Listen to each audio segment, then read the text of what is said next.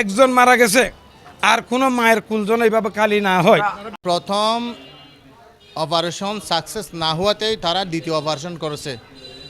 তারা জরায়ু স্থান ওইখানে যেটা স্তন্যদানে যেটা বাচ্চা বের করার যে স্থান আছে ওই স্থানটা কেটে ফেলেছে। কেটে ফেলার কারণেই তারা ওইখানে ব্লিডিং হয়েছে যে পর্যাপ্ত পরিমাণ। ওইখানে তারা সেবা দিতে না পারায় দ্বিতীয়বার তারা রেফার করেছে ইউনিয়নে। ইউনিয়নটা তারা যেভাবে নিজে দায়িত্ব নিয়ে যেভাবে তারা ডাক্তার টিম করে বাধ্যতামূলকভাবে তারা আবার দ্বিতীয়বার কেন অপারেশন করেছে এটা আমরা জবাব চাই। এটা আমার বিচার চাই জাতির কাছে, জনগণের কাছে, এবং আমরা প্রশাসনিক যেভাবে আমরা উদ্যোগ নেওয়া সেভাবে আমরা নেব ইনশাল্লাহ।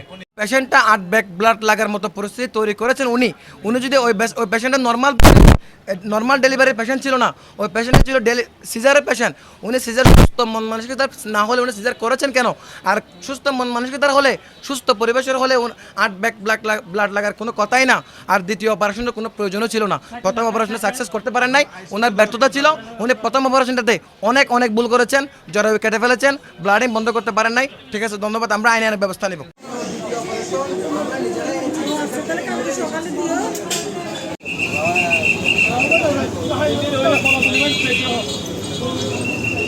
আরও 2-4 জন ডাক্তার নিয়ে তারা 3 ঘন্টা ধরে আবার দ্বিতীয়বার অপারেশন করে।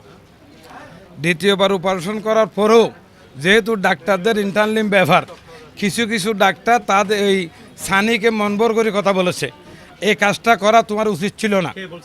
এই ডাক্তারগুলো যেহেতু হ্যাঁ এই কাজটা আপনি ঠিক করেন নাই, ওনাকে যে ব্লাড বন্ধ করার প্রক্রিয়াটা ছিল এটা না করে সে আরেকটা রুগী অপারেশন করার জন্য তাড়াহুড়া করে এটা অপারেশন করে দিয়ে সে নার্সদেরকে দিয়ে চলে যায়।